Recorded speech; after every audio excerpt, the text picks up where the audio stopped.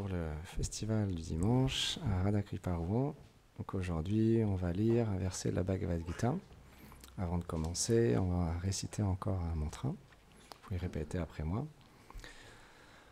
Om Namo Bhagavate Vasudevaya. Om Namo Bhagavate Vasudevaya.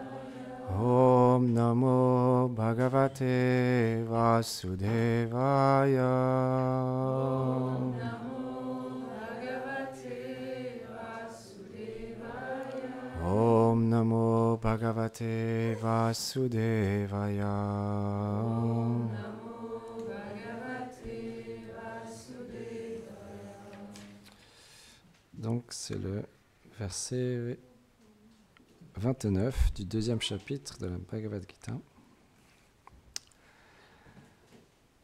Acharyavat pachati kashidhenam, acharyavat vadati tadeva chanyam, acharyavat chenam anyachnotim, shrutvapi enam vedat nacheva kashit. Certains voient l'âme comme une chose merveilleuse, d'autres la décrivent comme étant extraordinaire. D'autres encore en entendent parler et l'acceptent comme étant prodigieuse. Cependant, il en est d'autres qui, même après en avoir entendu parler, ne peuvent la comprendre. Commentaire de Gurudev. Ce n'est que par la pratique du service de dévotion offerte au Seigneur qu'une personne vertueuse peut se purifier de toutes les réactions de ses actes impies et accumuler assez de mérites spirituels pour atteindre la réalisation spirituelle. Elle peut alors se voir en tant que l'âme, et ceci est incroyable. L'âme n'est pas seulement prodigieuse pour celui qui la perçoit, mais également pour le précepteur qui la décrit comme telle, et encore pour le disciple qui entend parler de sa nature merveilleuse. Il n'y a rien dans l'existence matérielle qui puisse se comparer à l'âme, car elle transcende toutes les choses en ce monde. Mais les personnes qui n'ont pas accumulé assez d'activités pieuses et qui sont trop influencées par l'ignorance et la passion ne peuvent comprendre ces natures et croire en elles. Ceci est dommage, car la compréhension acquise que l'on est une âme spirituelle et que l'on est différent du corps est une base primordiale pour atteindre la réalisation spirituelle. Sans accepter la connaissance du soi, toutes les activités d'une personne pour mettre un terme aux souffrances matérielles sont vouées à l'échec.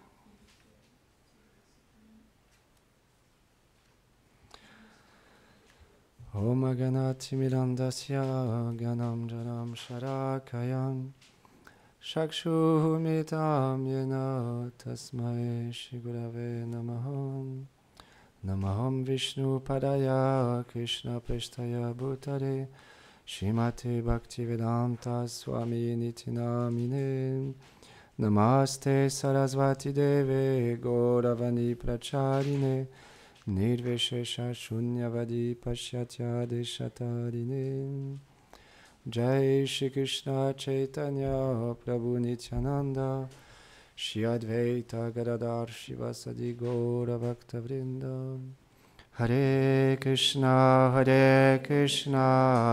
Krishna Krishna Hare Hare Hare Rama Rama Rama Hare Hare Vrindahe Tulasi Devyaye Priyaye Keshavasya Cha Krishna Bhakti Pratadevi Satyavate Namo Namaha Vanchakarpatarubhyacha Kripa Sindhubhyahe Cha Patitanam Pavanebhyo Vaishnavebhyo Namo Namaha. Avant de commencer à parler, j'implore les bénédictions de mon maître spirituel, Srila Prabhupada, toutes les personnes ici présentes pour pouvoir glorifier le Seigneur suprême. Sans les bénédictions des Vaishnavas, c'est impossible de parler sur les gloires du Seigneur.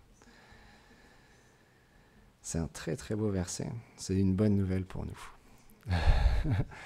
Krishna, il nous fait beaucoup de cadeaux dans la Bhagavad Gita. Mais celui-ci, c'est un cadeau merveilleux, de comprendre qu'on est différent du corps.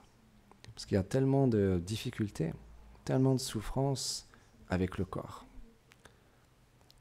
Que ça soit avec le mental, physiquement, en vieillissant aussi. Naturellement, il y a des difficultés avec le corps, on ne peut pas y échapper. Mais heureusement, Krishna nous donne une astuce, un moyen d'échapper à cette souffrance en se connectant à qui nous sommes véritablement, l'âme spirituelle. C'est pourquoi les acharyas, comme Srila Prabhupada, ils ont mis tellement d'emphase sur le fait de comprendre qu'on est une âme spirituelle. Ils répétaient encore et encore et encore et encore dans la Bhagavad Gita et dans tous ces autres livres et dans toutes ces conférences, toujours ils parlaient de l'âme. Et Gurudev, ici, dans le commentaire, il explique justement que toutes les activités qu'on peut accomplir dans ce monde, on peut être vertueux, on peut faire des bonnes actions, on peut faire plein de choses, mais si on ne comprend pas la nature de l'âme, alors il n'y aura pas le même bénéfice. Parce que comprendre qu'on est une âme spirituelle, ça veut dire aussi comprendre notre relation avec le divin, notre relation avec tous les êtres vivants, qu'on est tous frères et sœurs. On est tous faits pour avoir une relation avec le divin. C'est pourquoi, dès qu'on rentre en nous-mêmes et qu'on comprend qu'on est une âme spirituelle, il ne peut plus y avoir de guerre, il ne peut plus y avoir d'envie, de jalousie, de colère envers quelqu'un. Parce que le principe de comprendre qu'on est une âme, c'est que chaque personne a accumulé des activités pieuses des vies passées. Et dans cette vie, il en est là. C'est tous ces fruits accumulés de ces vies passées qui fait qu'une personne a une corpulence de telle manière, une façon de penser de telle manière. Une personne va aimer le chocolat, une autre personne va aimer la noix de coco. Une autre personne va aimer les pâtes, une autre personne va aimer le riz, le bleu, le rouge. C'est dû à nos impressions des vies passées. Et du coup, dans cette vie, on a des désirs. Et on aime telle ou telle chose. Ou on n'aime pas telle ou telle chose. Mais c'est juste lié à notre aspect temporaire. Alors que quand on comprend qu'on est une âme spirituelle, on a juste besoin d'une seule chose. C'est pourquoi c'est beaucoup plus simple. Quand on relationne avec notre corps, on a besoin de beaucoup de choses dans notre vie. Beaucoup, beaucoup de choses. Parce que c'est la nature de ce monde. On a acquis quelque chose, on s'en réjouit pendant un certain temps, mais au bout d'un moment, on s'en lasse. Et on trouve autre chose, on prend plaisir avec cette chose et on s'en lasse, et ainsi de suite. Et on fait toujours la même chose. Rappelez-nous quand nous étions enfants. On aimait faire tel jeu ou telle activité, mais est-ce que maintenant on fait toujours cette même activité? Les choses changent, les choses évoluent. Mais le besoin de l'âme, c'est de servir. L'âme, elle a besoin qu'une seule chose, de servir. Mais dès qu'on va à l'encontre de notre nature, ça devient compliqué. Mais dès qu'on se connecte à qui nous sommes véritablement, ça devient de plus en plus simple la vie. C'est pourquoi trouver un espace sacré dans notre vie, où on se connecte à notre soi, à notre âme, c'est extrêmement important. En sanskrit, c'est ce qu'on appelle sadhana. Et ça commence très petit. On peut juste trouver un moment dans la journée où on médite pendant 5 minutes. Sur le principe que je suis une âme, je suis différent de ce corps. Ce corps, il est temporaire, mais je suis une âme spirituelle qui est merveilleuse. Parce que la nature de l'âme, c'est qu'on est tous beaux. Sans exception. Ça, c'est une bonne nouvelle. On est tous extrêmement beaux. Peu importe d'où on vient, de quel pays on vient, quel aspect physique on a dans cette vie, nous sommes beaux. On peut dire même belle, parce que la nature de l'âme, c'est féminine. Et on est éternel. Personne ne veut mourir. Personne n'a envie de mourir. C'est normal, parce qu'on est éternel. L'âme, elle est éternelle. Elle est complètement emplie de félicité. L'âme, quand on se connecte à notre âme, on devient extrêmement joyeux dans la vie. Une fois, il y a un Vaishnav, il rencontrait vraiment des grosses difficultés dans sa vie spirituelle, dans ce chemin de la quête du soi. Et c'était vraiment un moment très difficile. Et donc, il s'est rendu dans un supermarché pour faire des courses. Et quand il est arrivé à la caisse, la dame, elle lui a dit « Oh, vous avez l'air tellement heureux. » Il a été surpris parce que lui, il vivait vraiment des grosses difficultés.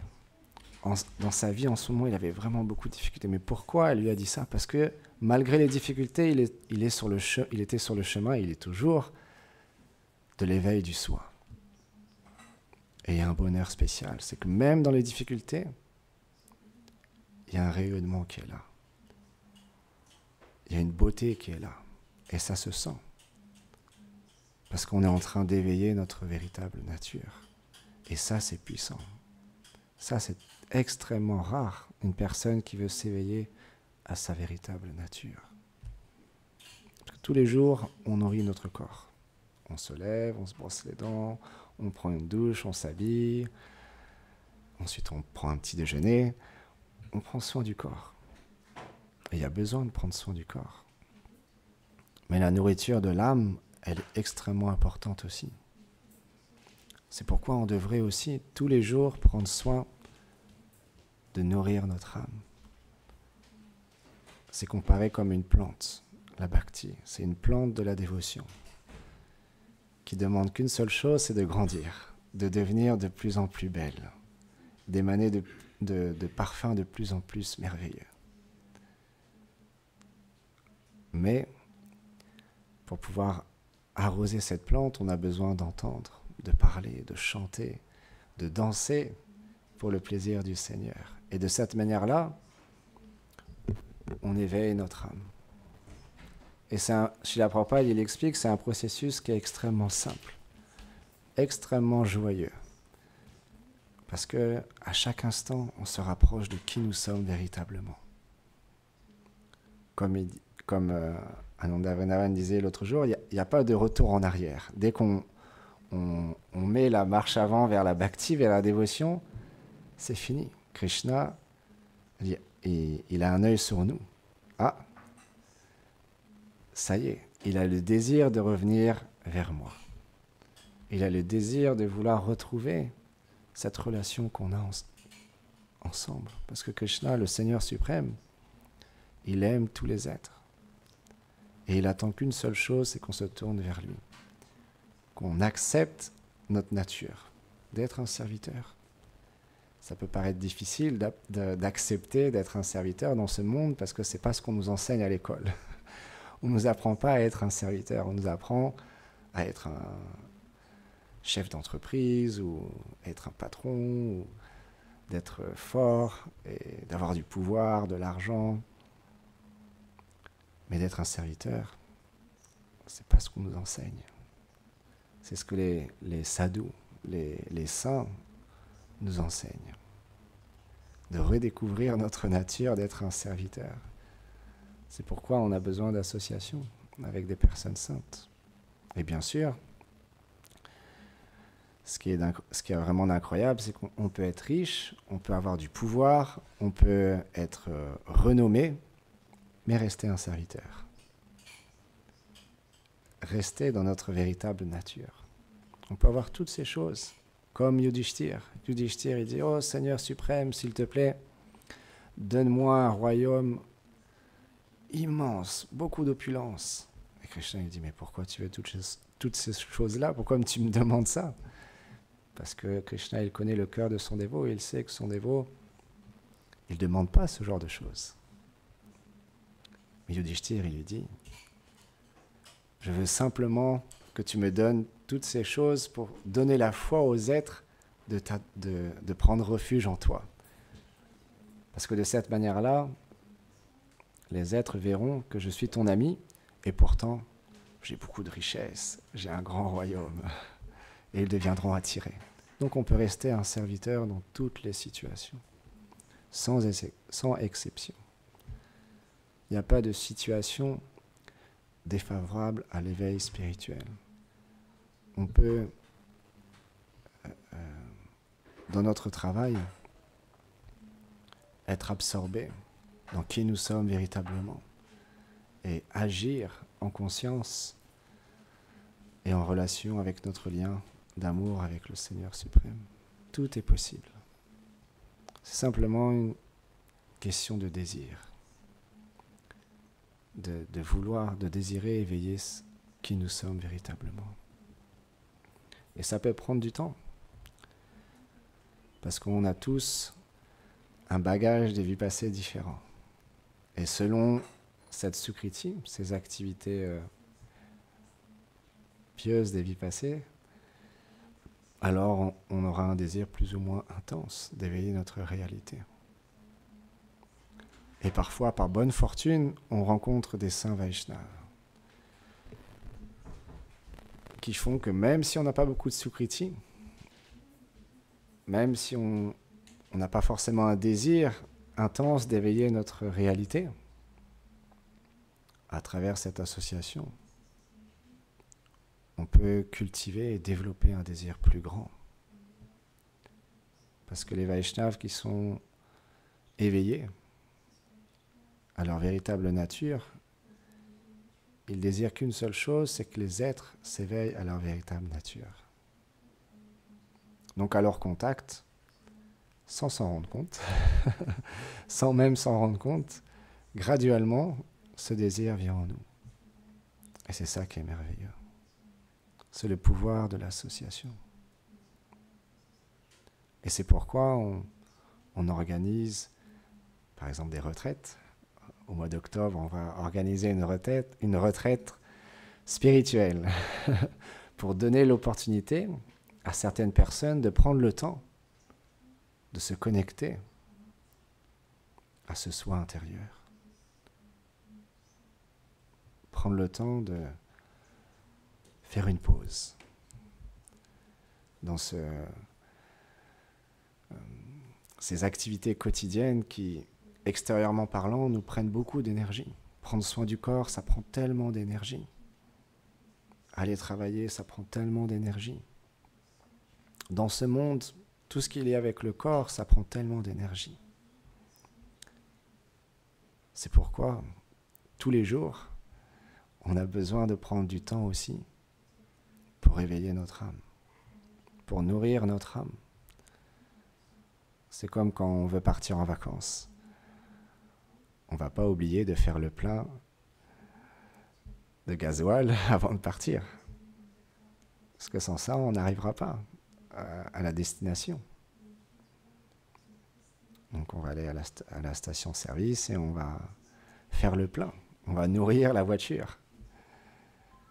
De la même manière, si on désire trouver la félicité, l'amour le plus pur, on a besoin d'éveiller notre âme. On a besoin d'entendre parler des paroles de Krishna.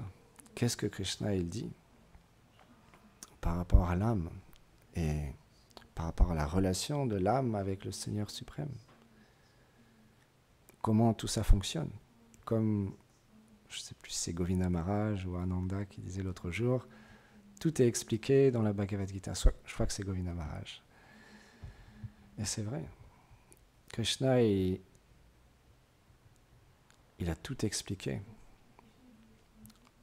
à Arjuna, mais finalement c'est à nous.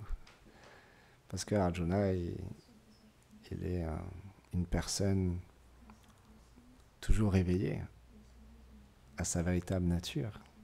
Mais pour ce divertissement, il prend comme le rôle de quelqu'un qui est perdu. Pour nous apprendre comment approcher cette connaissance. Et Krishna, dès le début, il explique à Arjuna, tu penses avoir un grand savoir, tu penses tout connaître, mais finalement, tes paroles, elles ne sont pas sensées. Tu dois maintenant apprendre cette connaissance. Et Arjuna, il change d'attitude, il dit, s'il te plaît, maintenant je t'accepte comme mon gourou, comme mon guide, mon maître spirituel. Apprends-moi cette connaissance. C'est de la même manière, on doit apprendre cette connaissance à travers une filiation spirituelle authentique qui vient directement du Seigneur suprême.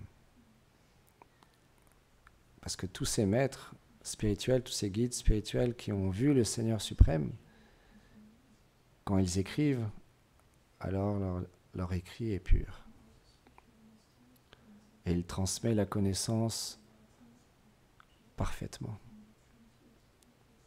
Parce qu'ils n'ont aucun désir, comme on cite souvent ce verset, Nadanam najanam nasumdalim, où ils n'ont aucun désir d'accumuler la fortune, les richesses, d'avoir des disciples.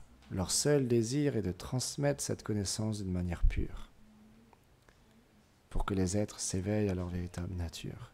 Donc quand on approche une telle connaissance donnée à travers une telle filiation spirituelle, alors naturellement on peut éveiller notre véritable nature. C'est pourquoi c'est tellement important de se réunir ensemble, de parler sur les gloires de Krishna, pour réveiller cette nature en nous. Un jour, il y avait un swami. Il a commencé une aventure où il est parti à pied à voyager dans différents endroits du monde. Parfois, il s'est retrouvé à méditer dans une grotte avec un sadhu. Parfois, il s'est retrouvé au bord de l'océan à contempler un merveilleux coucher de soleil, à contempler la forêt amazonienne ou à voir tellement de belles choses. Et finalement, il a réalisé avec ce qu'on appelle le Chaitya Guru, le gourou intérieur, qui lui a fait comprendre que tout ce qu'il cherchait se trouvait en lui.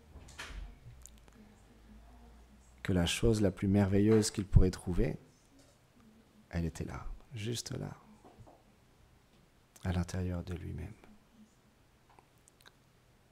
C'est pourquoi le chant de mantra ou la dévotion peut être pratiqué n'importe où. Que ce soit dans la nature, dans une ville, chez soi, au travail, dans notre voiture, sous la douche. On a toujours l'opportunité de se connecter à notre soi. Parce que l'âme, elle est ici.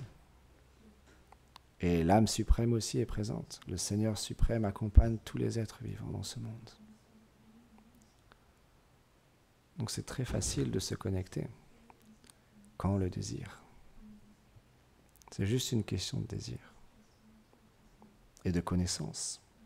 Une fois qu'on a entendu cette connaissance, une fois qu'on a reçu les instructions d'un guide spirituel, alors on a obtenu le plus grand de tous les trésors. Parce que le chemin vers l'éveil de notre véritable nature, c'est juste une question de temps avant qu'on l'atteigne, notre but. C'est comme, on prend souvent l'exemple d'une personne qui gravit une montagne vraiment très très pointu. Et il marche jour après jour, et au bout d'un moment, il s'arrête et il se dit « Oh, je suis trop fatigué, j'en peux plus, je fais marche arrière. » Et là, il y a quelqu'un qui vient le voir et lui dit « Mais regarde, tu as fait tellement d'efforts. Tu as fait tellement d'efforts. Il te reste juste quelques centaines de mètres pour atteindre ton objectif. Reprends ton courage, ta détermination et la patience pour atteindre ce but. Continue. » Ça, c'est le guide spirituel qui nous permet jour après jour de continuer. Jour après jour de pouvoir continuer ce chemin de la dévotion. On a besoin d'encouragement, on a besoin de soutien, de détermination et de patience. Srila Rupa Goswami, un grand saint de notre lignée, a expliqué ces deux éléments extrêmement importants quand on emprunte le chemin de la dévotion. D'être déterminé pour atteindre ce but, parce qu'il y aura des obstacles, il y aura des moments difficiles, mais en même temps d'être patient, d'être confiant que Krishna fera tous les arrangements pour nous ramener à lui. D'être convaincu de ça. C'est ça la foi. La foi, c'est une expérience quotidienne où jour après jour, on réalise de plus en plus tous les arrangements que le Seigneur a fait pour nous, tous les arrangements que notre maître spirituel fait pour nous et continue à faire pour nous aider. C'est pourquoi on devient de plus en plus reconnaissant.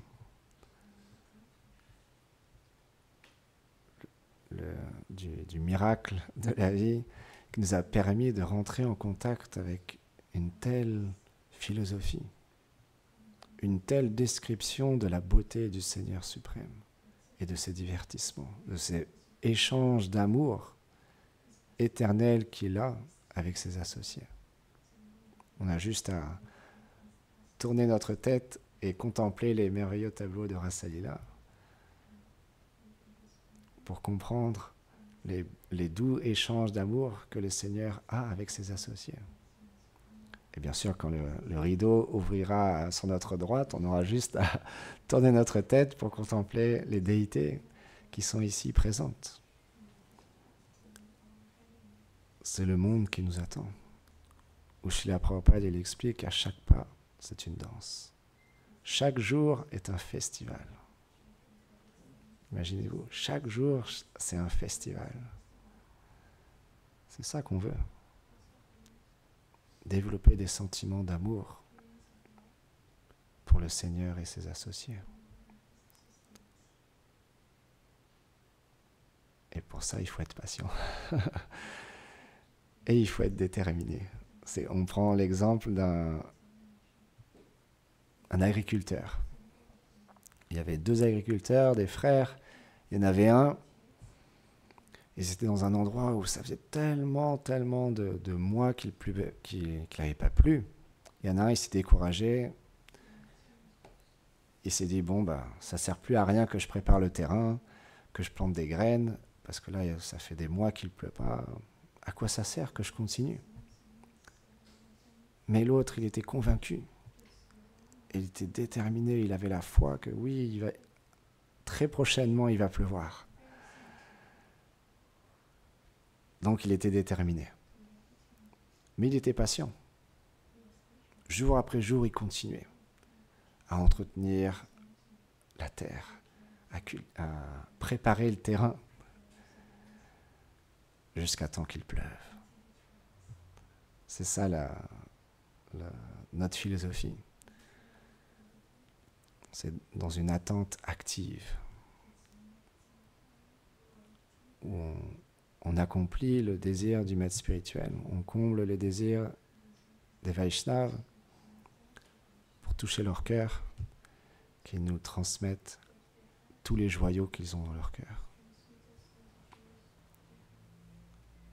Parce qu'on est des chercheurs de joyaux. On veut l'amour le pur amour. Et c'est ce que les Vaishnavas, ils ont dans leur cœur. Ils débordent d'un amour inconditionnel pour le couple divin. Et quand on est autour d'eux, alors on désire juste qu'ils nous transmettent cet amour, qu'ils nous apprennent comment développer cet amour. Parce que cet amour est inconnu dans ce monde, à part des Vaishnavas, des associés du Seigneur suprême. C'est pourquoi on est très fortuné de pouvoir venir dans un temple, se réunir, servir ensemble, danser, chanter, pour le plaisir du Seigneur et des Vaishnavas. Parce qu'en faisant ça, on nourrit notre plante de la dévotion, on nourrit notre cœur, on nourrit notre âme. Ce n'est pas des choses ordinaires. Chaque chose qu'on fait en lien avec la dévotion,